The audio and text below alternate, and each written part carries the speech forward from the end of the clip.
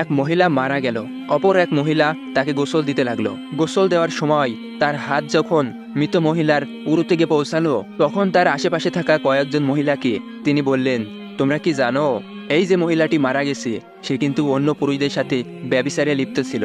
এই কথা বলার সঙ্গে সঙ্গে গোসল করা মহিলার হাত মৃত মহিলার উরুর সাথে অলৌকিকভাবে আটকে গেল। শত চেষ্টার পরেও হাত উরু থেকে আলাদা করা গেল না। এভাবে কেটে গেল 3 রাত 3 দিন। এই মহা সমস্যা দূর করার জন্য ইমাম মালিককে ডেকে নিয়ে আসা হলো। তিনি গোসল প্রদানকারী মহিলাকে জিজ্ঞেস করলেন, তুমি যে মৃত ব্যক্তির নামে মিথ্যা অপবাদ দিয়েছো, এই বিষয়ে কি 4 জন সাক্ষী দেখাতে পারবে? তিনি বললেন, না।